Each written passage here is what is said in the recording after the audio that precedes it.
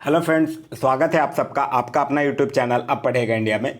आज हम लोग इस वीडियो में देखेंगे हम लोग जो क्यूक रिवीजन सीरीज चला रहे हैं उसमें हम लोग डेली रैंडमली एक कोई टॉपिक ले लेते हैं। उसके बाद उस टॉपिक से रिलेटेड सारे जो इंपॉर्टेंट क्वेश्चंस है मैं उसको आप लोगों को सामने प्रस्तुत करता हूँ।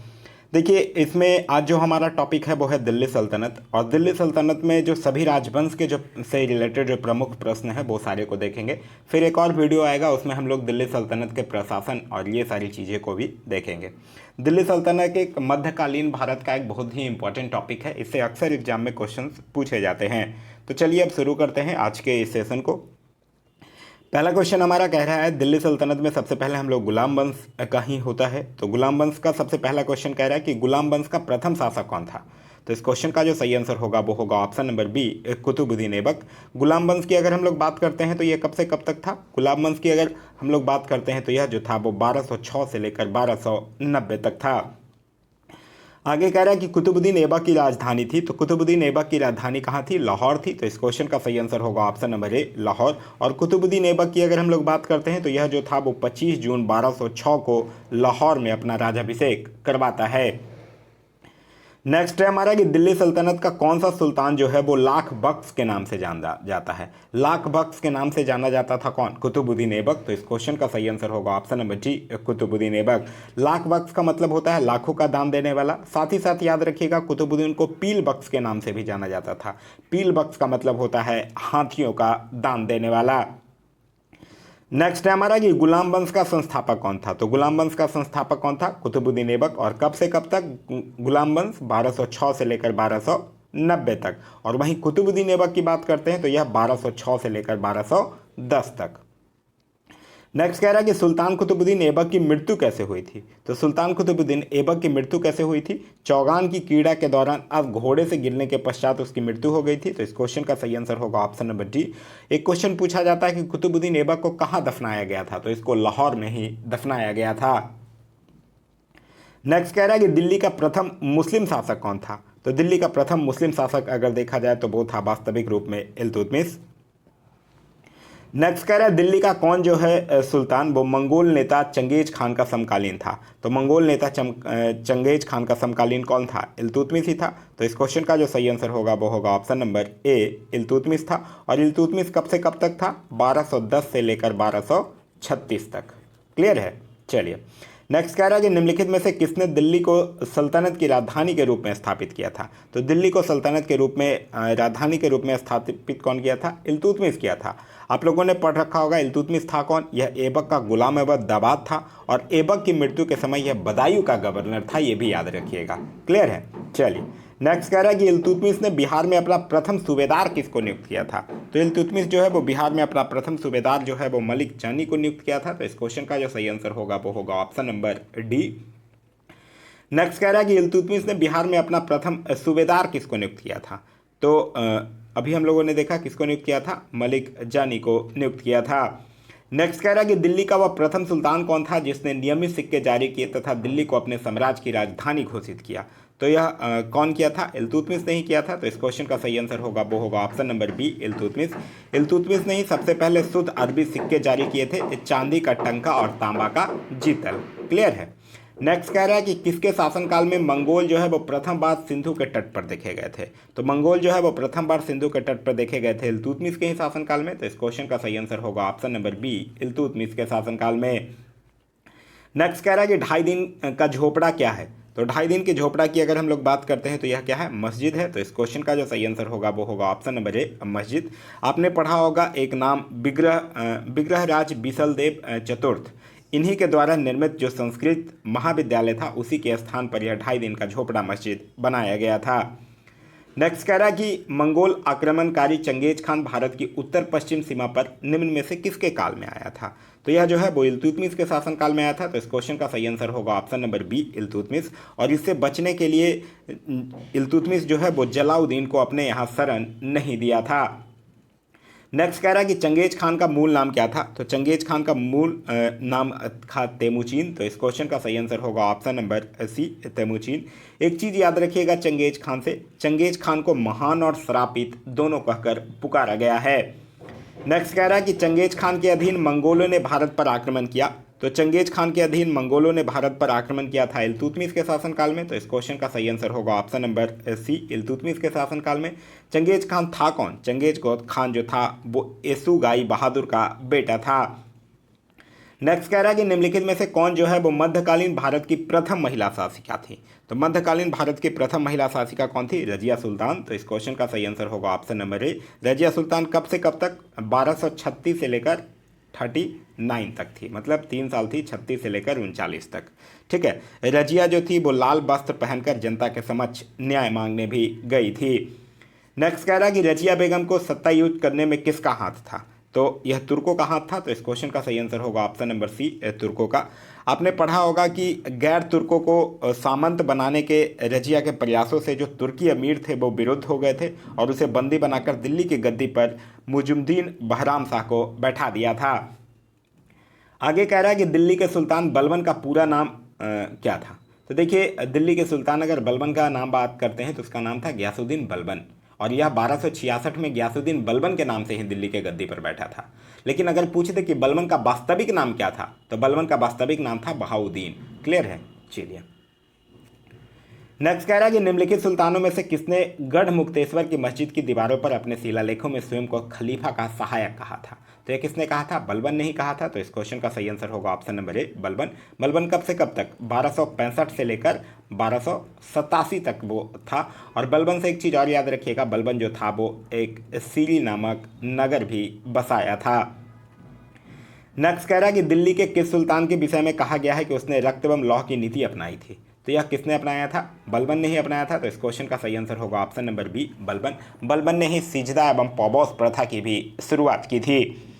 आगे कह रहा है कि निम्नलिखित में से किसने भारत में प्रसिद्ध फारसी त्यौहार नौरोज को आरंभ करवाया था? तो नौरोज को शुरू किसने करवाया था? बलबन ने ही करवाया था। तो इस क्वेश्चन का सही आंसर होगा ऑप्शन नंबर ए, बलबन। बलबन के ही दरबार में फारसी के प्रसिद्ध कवि अमीर खुसरो और अमीर हसन भी रहते थे। नेक्स्ट कह रहा है कि अपनी शक्ति को समेकित करने के बाद बलबन ने भव्य उपाधि धारण की थी। तो अपनी शक्ति को समेकित करने के बाद बलबन जो था वो जिले इलाही की उपाधि धारण की थी। तो इस क्वेश्चन का सही आंसर होगा वो होगा ऑप्शन नंबर सी। वह घोषणा किया था कि वह साथ ही साथ याद रखिएगा कि बलबन जो था वो घोषणा किया था कि वो विख्यात ईरानी शाहशाह अफरासियाब का वंशज है। नेक्स्ट कह रहा है कि निम्नलिखित में से कौन सा कथन जो है वो बलबन के संबंध में सही नहीं है, यह आपसे पूछ रहा है। उसने नियामत खुदाई के सिद्धांत का प्रतिपादन किया, बिल्कुल सही है। उसने इक्तदारी व्यवस्था का प्रारंभ किया, ये गलत है, क्योंकि इक्तदारी व्यवस्था का प्रारंभ जो है वो इल्तुतमिश के द्वारा किया गया था, ना कि बलबन के द्वारा। तो इस क्वेश्चन का सही आंसर होगा ऑप्शन नंबर बी। आगे कह रहा है कि नीचे दो वक्तव्य दिए गए हैं, एक को कथन ए और दूसरे को कारण आर कहा गया है। कह रहा है कि बलबन ने अपने शासन की शक्तिशाली बनाया और सारी सत्ता अपने हाथ में केंद्रित कर ली, बिल्कुल सही है। फिर कह रहा है वो उत्तर पश्चिम सीमा को मंगोल आक्रमण से सुरक्षित करना चाहता था, ये भी सही है। तो इस क्वेश्चन का जो सही आंसर होगा वो होगा ऑप्शन नंबर बी, ए और आर दोनों सही है, किंतु ए की समुचित व्याख्या आर नहीं है। देखिए, स्वयं को राज्य की परिस्थितियों से परिचित रखने के लिए बलबन जो था वो एक गुप्तचर प्रणाली भी प्रारंभ किया था, ये भी याद रखिएगा। नेक्स्ट कह रहा है कि निम्नलिखित में से किसने प्रसिद्ध कुतुब मीनार के निर्माण में योगदान नहीं दिया था? तो प्रसिद्ध कुतुब मीनार के निर्माण में योगदान किसने नहीं दिया था? तो गयासुद्दीन तुगलक ने नहीं दिया था। तो इस क्वेश्चन का सही आंसर होगा वो होगा option number C, Ghiyasuddin Tughlaq ने कुतुब मीनार के निर्माण में कोई योगदान नहीं दिया था। कुतुब मीनार से एक चीज़ याद रखिएगा, कुतुब मीनार का जो नाम था वो सूफी संत ख्वाजा कुतुबुद्दीन बख्तियार काकी के नाम पर रखा गया था। नेक्स्ट कह रहा है कि सल्तनत काल के किस शासक को मिन्हाज ने हतिमताई द्वितीय की संज्ञा दी थी? तो यह किसको? कुतुबुद्दीन ऐबक को। तो इस क्वेश्चन का सही आंसर होगा option number A, Qutubuddin Aibak. Qutubuddin Aibak का अर्थ क्या होता है? कुतुबुद्दीन ऐबक का अर्थ होता है चंद्रमा का देवता। आगे कह रहा है कि गुलाम का गुलाम जो है वो किसे कहा गया है? तो गुलाम का गुलाम किसको? इल्तुतमिश को कहा गया है, क्योंकि यह कौन था? कुतुबुद्दीन ऐबक का भी गुलाम था। तो इस क्वेश्चन का जो सही आंसर होगा वो होगा option number D, Iltutmish. Next कह रहा है कि गुलाम वंश के आरंभिक शासकों का निम्न में से कौन सा सही अनुक्रम है, यह आपसे पूछ रहा है। कुतुबुद्दीन ऐबक की अगर हम लोग बात करते हैं तो ये कब से कब तक? 1206 से लेकर 1210 तक। वहीं इल्तुतमिश की बात करते हैं तो ये 1210 से लेकर 1236 तक। रजिया सुल्तान की बात करते हैं तो 1236 से लेकर 1239 तक। और आराम शाह कब? कुतुबुद्दीन ऐबक के बाद आता है आराम शाह, और इसको मार के फिर इल्तुतमिश बनता है। तो इसको सीक्वेंस में अगर अरेंज कीजिएगा तो आपका सही आंसर हो जाएगा 1423। चलिए आगे है अब खिलजी वंश। खिलजी वंश से इंपॉर्टेंट क्वेश्चंस हैं। दिल्ली के किस सुल्तान ने सिकंदर सानी की उपाधि धारण की थी? तो सिकंदर सानी यानी कि सिकंदर द्वितीय की उपाधि किसने धारण किया था? तो वह किया था अलाउद्दीन खिलजी ने। तो इस क्वेश्चन का सही आंसर होगा option number B, Alauddin Khilji. Alauddin Khilji कब से कब तक? 1296 से लेकर 1316 तक। यह जो था वो जलाउद्दीन का भतीजा और दामाद था। आगे कह रहा है कि अलाउद्दीन खिलजी के प्रसिद्ध सेनापतियों में किसकी मंगोलों के विरुद्ध लड़ते हुए मृत्यु हुई थी? तो किसकी हुई थी? जफर खां की हुई थी। तो इस क्वेश्चन का सही आंसर होगा वो होगा ऑप्शन नंबर ए, जफर खां। वहीं एक चीज़ याद रखिएगा अलाउद्दीन खिलजी से, अलाउद्दीन खिलजी जो था वो दक्षिण भारत की विजय के लिए मलिक काफूर को भेजा था। नेक्स्ट कह रहा है कि जब उसने राजत्व यानी कि किंगशिप प्राप्त किया था तब वो शरीयत के नियमों और आदेशों से पूर्णतः स्वतंत्र था। बर्नी ने यह कथन जो है वो किस सुल्तान के लिए कहा था? तो यह कहा था अलाउद्दीन खिलजी के लिए। तो इस क्वेश्चन का सही आंसर होगा वो होगा option number C, Alauddin Khilji. और कब से कब तक? 1296 से लेकर 1316 तक। आगे कह रहा है कि रानी पद्मिनी का नाम जो है वो अलाउद्दीन के चित्तौड़ विजय से जोड़ा जाता है। उनके पति का नाम क्या था? तो उनके पति का नाम था राजा रतन सिंह। तो इस क्वेश्चन का सही आंसर होगा वो होगा ऑप्शन नंबर डी, राजा रतन सिंह। देखिए पद्मिनी की कहानी का जो आधार है वो मलिक मोहम्मद जायसी द्वारा लिखित काव्य पुस्तक पद्मावत है। और उसमें यही कहा गया है कि रानी पद्मावती के पति का नाम क्या है? राणा रतन सिंह है। नेक्स्ट कह रहा है कि अलाउद्दीन खिलजी के आक्रमण के समय देवगिरी का शासक कौन था? तो अलाउद्दीन खिलजी के आक्रमण के समय देवगिरी का शासक कौन था? रामचंद्र देव। तो इस क्वेश्चन का सही आंसर होगा ऑप्शन नंबर ए। वहीं याद रखिएगा अलाउद्दीन खिलजी जो है वो मलिक काफूर के नेतृत्व में एक सेना जो है वो देवगिरी पर आक्रमण करने के लिए भेजा था। नेक्स्ट कह रहा है कि कौन सा सुल्तान जो है वो नया धर्म चलाना चाहता था किंतु उलेमा लोगों ने विरोध किया था? तो उलेमा लोगों ने विरोध किसका किया था जो नया धर्म चलाना चाहता था? अलाउद्दीन का। तो इस क्वेश्चन का सही आंसर होगा option number B, Alauddin Khilji का। एक चीज़ और याद रखिएगा अलाउद्दीन खिलजी जो है वो सेना को नगद वेतन देने, अस्थायी सेना की नींव, घोड़ा दागने की प्रथा, यह सब जो है वो अलाउद्दीन खिलजी के द्वारा चलाया गया था। नेक्स्ट कह रहा है कि अलाउद्दीन के दक्षिण अभियान धन प्राप्ति के अभियान थे। बिल्कुल सही है। यह दक्षिणी राज्यों को कब्जा में करना चाहता था, यह गलत है। ठीक है, तो यहाँ इस क्वेश्चन का सही आंसर हो जाएगा ए सही है परंतु आर गलत है, यानी ऑप्शन नंबर सी जो होगा वो आपका सही आंसर होगा। नेक्स्ट कह रहा है कि किस सुल्तान के बारे में कहा जाता है कि उसने भूमि कर को उत्पादन का 50% तक कर दिया, मतलब भूमि कर 1/2 कर दिया था। तो किसने किया था? अलाउद्दीन खिलजी ने ही किया था। तो इस क्वेश्चन का सही आंसर होगा वो होगा option number B. Alauddin Khilji से एक चीज़ और याद रखिएगा, जो खम्स होता था मतलब जो लूट का धन होता था उसमें सुल्तान का हिस्सा जो था वो 1/4 भाग के स्थान पर 3/4 भाग भी करने वाला अलाउद्दीन खिलजी ही था। आगे कह रहा है कि दिए गए मानचित्र पर ध्यान दीजिए और मानचित्र में निर्दिष्ट मार्ग का अनुसरण अपने सैन्य अभियानों में किसने किया था? तो किसने किया था? मलिक काफूर ने किया था, जिसको कि अलाउद्दीन खिलजी जो था वो दक्षिण विजय के दौरान भेजा था। तो यह मलिक काफूर जो था वो दक्षिण विजय के दौरान ही इस मार्ग का अनुसरण किया था। तो इस क्वेश्चन का सही आंसर होगा ऑप्शन नंबर डी। नेक्स्ट कह रहा है कि निम्न में से किस सुल्तान ने बाजार सुधार लागू किए थे? तो बाजार सुधार लागू करने वाला जो सुल्तान था वो कौन था? अलाउद्दीन खिलजी था। तो इस क्वेश्चन का सही आंसर होगा option number B, Alauddin Khilji.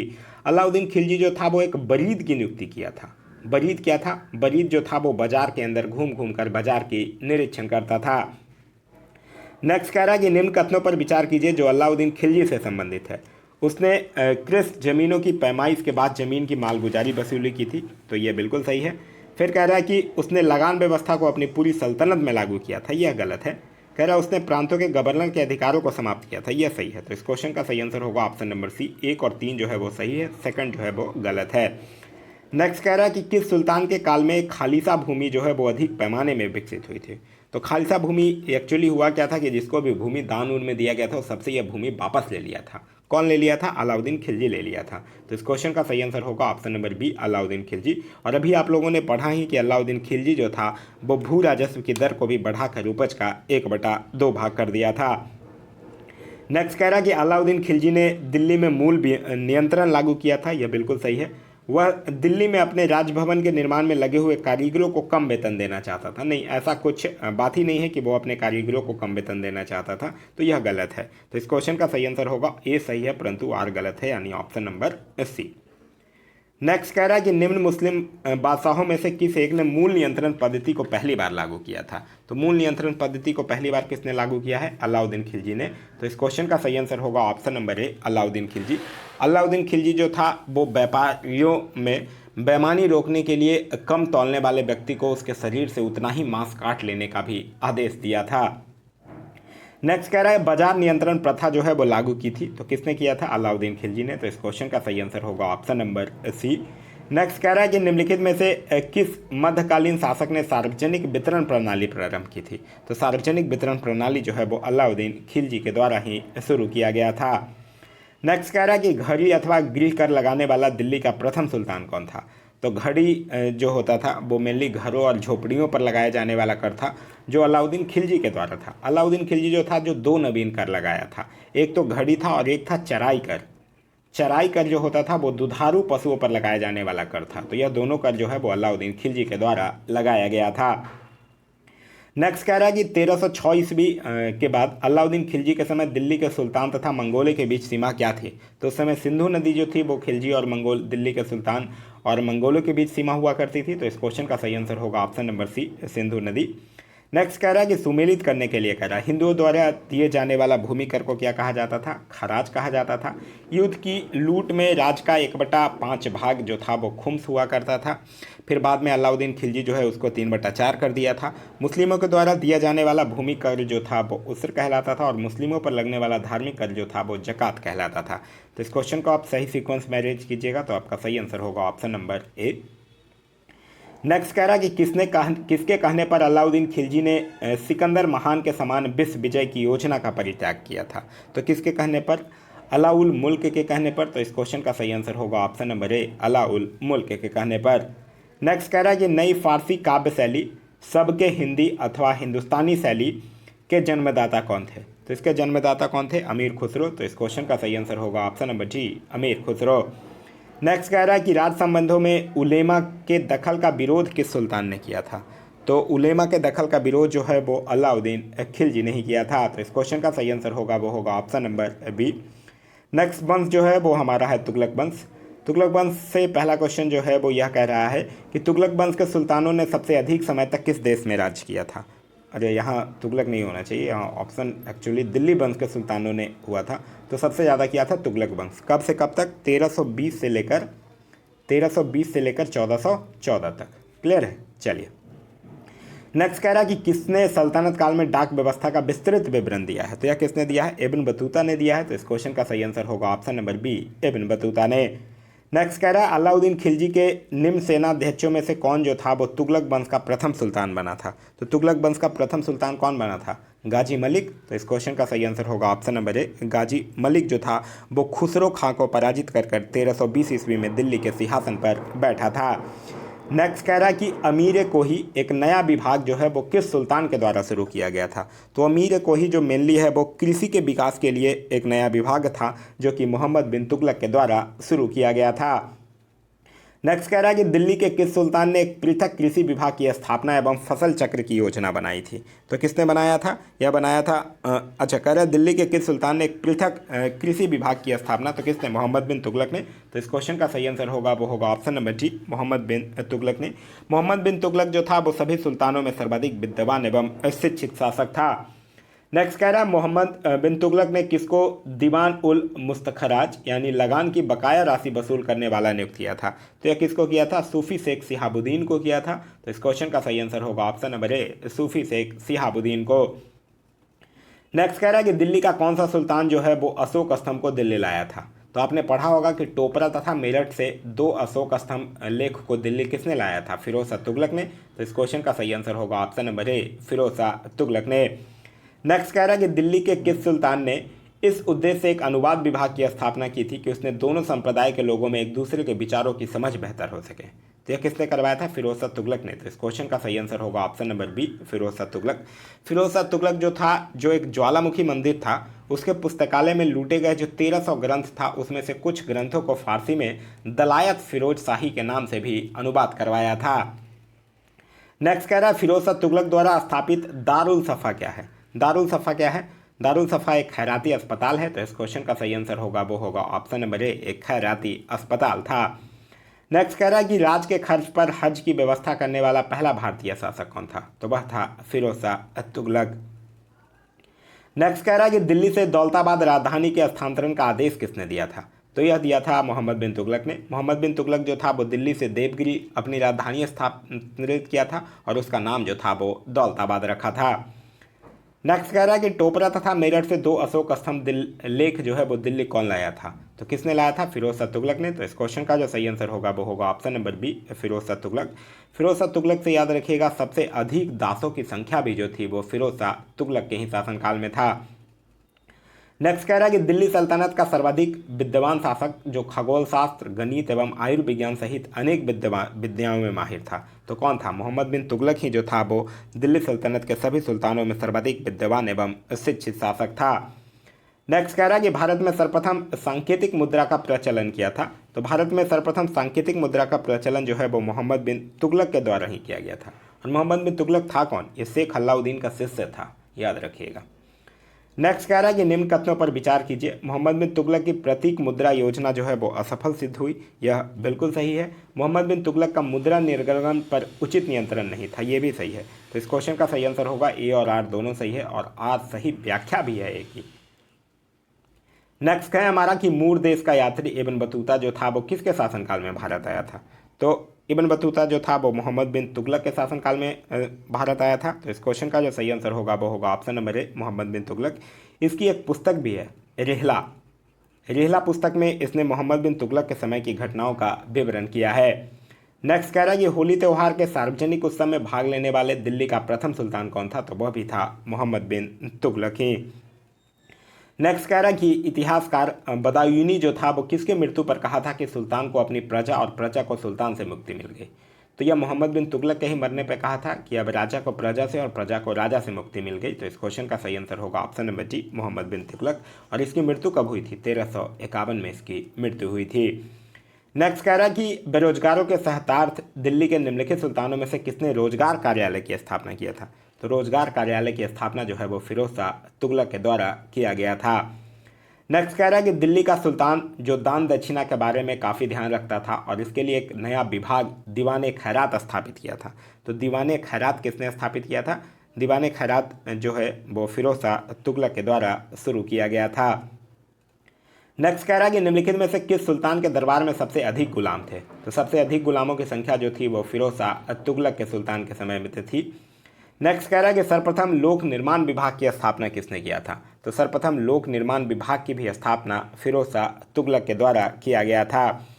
Next कह रहा है कि दिल्ली का जो सुल्तान भारत में नहरों के सबसे बड़े जाल का निर्माण करने के लिए प्रसिद्ध था वो कौन था? वह था फिरोज शाह तुगलक। तो इस क्वेश्चन का सही आंसर होगा option number C, Firoz Shah Tughlaq जो था वो 5 बड़ी नहरों का निर्माण करवाया था और एक नया सिंचाई कर भी लगाया था जो कि उपज का 1/10 भाग हुआ करता था।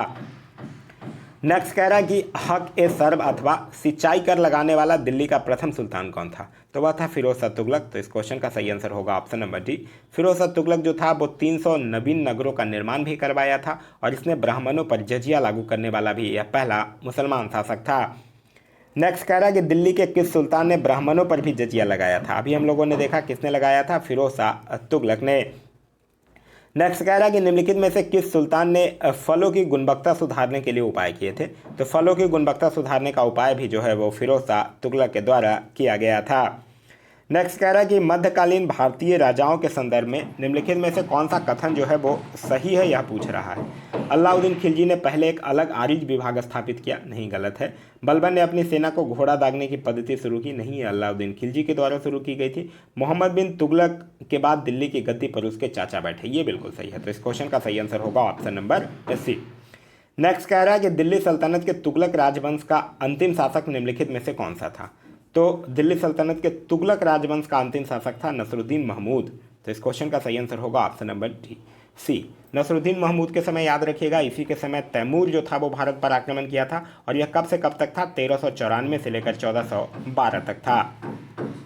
आगे कह रहा है कि निम्न में से उनको कालानुक्रम क्रमबद्ध कीजिए। रुकनुद्दीन कब? यह 1236 में इल्तुतमिश की मृत्यु के बाद गद्दी पर बैठा था। मुबारक खान की अगर हम लोग बात करते हैं तो यह 1316 में मुबारक खिलजी के नाम से आलम शाह और फिरोज शाह तुगलक। फिरोज शाह तुगलक की अगर हम लोग बात करते हैं तो कब से कब तक, यह 1351 से लेकर 1388 तक फिरोज शाह तुगलक। तो इसको अगर आप सही से अरेंज कीजिएगा तो यह सीक्वेंस में ही लिखा हुआ है, तो इस क्वेश्चन का सही आंसर होगा ऑप्शन नंबर सी। नेक्स्ट कह रहा है कि तैमूर के आक्रमण के बाद भारत में किस वंश का राज स्थापित हुआ था। तो तैमूर का आक्रमण कब हुआ था, 1398 में, ठीक है। और उसके बाद हुआ था सैयद वंश, क्योंकि सैयद वंश कब कब से कब, 1414 से लेकर 1451 तक। क्लियर है। चलिए नेक्स्ट कह रहा है तैमूर लंग ने किस वर्ष भारत पर आक्रमण किया था। तो अभी हम लोगों ने देखा कब, 1398 में। नेक्स्ट कह रहा है निम्नलिखित सुल्तानों में से किसने अशोक के विशाल पत्थर स्तंभ को सोने का स्तंभ कहा था। तो यह फिरोज शाह तुगलक नहीं, तो इस क्वेश्चन का सही आंसर होगा वो होगा ऑप्शन नंबर बी। नेक्स्ट कह रहा है कि दिल्ली के किस सुल्तान ने इतिहासकारों ने विरोधों का मिश्रण बताया है। तो दिल्ली के किस सुल्तान के बारे में बताया गया है, मोहम्मद बिन तुगलक के। तो इस क्वेश्चन का सही आंसर होगा ऑप्शन नंबर सी। नेक्स्ट कह रहा है कि किसने शासक बनने के उपलक्ष्य में अपना उपनाम जो है वो अब्दुल मजाहिद रखा था। तो ये भी मोहम्मद बिन तुगलक ने ही रखा था, तो इस क्वेश्चन का सही आंसर होगा ऑप्शन नंबर बी। आगे कह रहा है कि निम्नलिखित में से किस सुल्तान ने बेरोजगारों को रोजगार दिया था। तो बेरोजगारों को रोजगार देने वाला था फिरोज शाह तुगलक। फिरोज शाह तुगलक जो था वो प्रत्येक मनुष्य को उसके गुण एवं योग्यता की जांच पड़ताल करने के बाद अधिक से अधिक रोजगार देने की कोशिश किया था।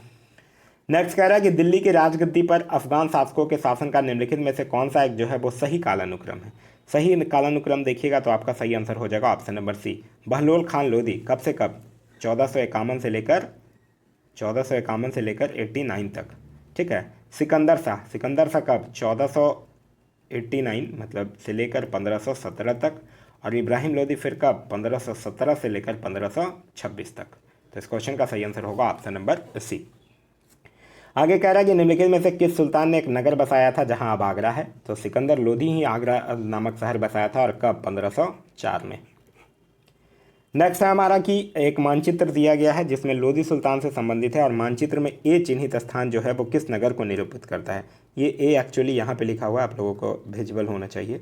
ये ए यहाँ पे लिखा हुआ है, ठीक है। तो ये बहलोल लोदी को डिनोट कर रहा है इन जौनपुर। तो इस क्वेश्चन का सही आंसर होगा वो होगा ऑप्शन नंबर ए। नेक्स्ट कह रहा है कि निम्नलिखित सुल्तानों में से कौन जो है वो अन्न के ऊपर कर समाप्त करने के लिए जाना जाता था। तो अन्न के ऊपर कर समाप्त करने के लिए कौन से सुल्तान को जाना जाता है, सिकंदर लोदी को ही। तो इस क्वेश्चन का सही आंसर होगा वो होगा option number D, Sikandar Lodi को।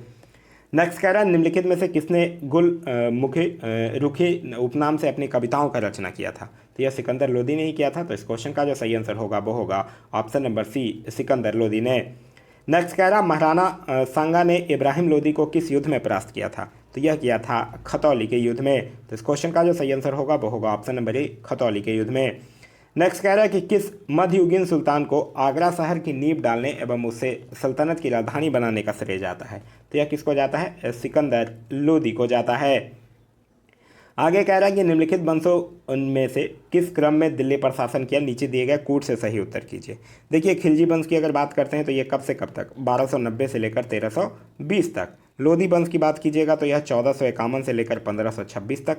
सैयद वंश की बात कीजिएगा तो 1414 से लेकर 1451 तक। और गुलाम वंश की बात कीजिएगा तो 1206 से लेकर 1290 तक। तो इसको अगर आप सही अरेंज कीजिएगा तो आपका जो सही आंसर होगा वो होगा ऑप्शन नंबर डी। नेक्स्ट कह रहा है कि इनमें से कौन जो है वो गुलाम वंश का शासक नहीं था। बलबन था, इल्तुतमिश था, कुतुबुद्दीन ऐबक था, इब्राहिम लोदी नहीं था। क्योंकि इब्राहिम लोदी जो था वो लोदी वंश का शासक था, जो कि 1517 में आगरा की सिंहासन पर बैठा था। नेक्स्ट कह रहा है कि निम्नलिखित सल्तनत शासकों में से कौन जो था वो अफगान मुल्क का था। तो अफगान मुल्क का कौन था, लोदी शासक थे। तो इस क्वेश्चन का सही आंसर होगा वो होगा ऑप्शन नंबर डी, लोदी शासकों।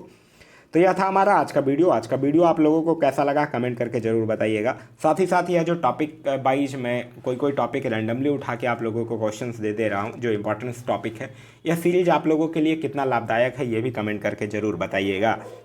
वीडियो पसंद आया तो अपने दोस्तों के साथ शेयर करना ना भूलें। इससे कुछ सीखने के लिए मिला तो एक लाइक ज़रूर कर दें। अभी तक आप इस चैनल पर नए हैं या चैनल को सब्सक्राइब नहीं किए हैं तो चैनल को सब्सक्राइब कर लीजिए और साथ ही साथ बेल आइकन दबा लीजिए ताकि हमारे सारे वीडियो के नोटिफिकेशन आपको मिलते रहें। Thanks for watching.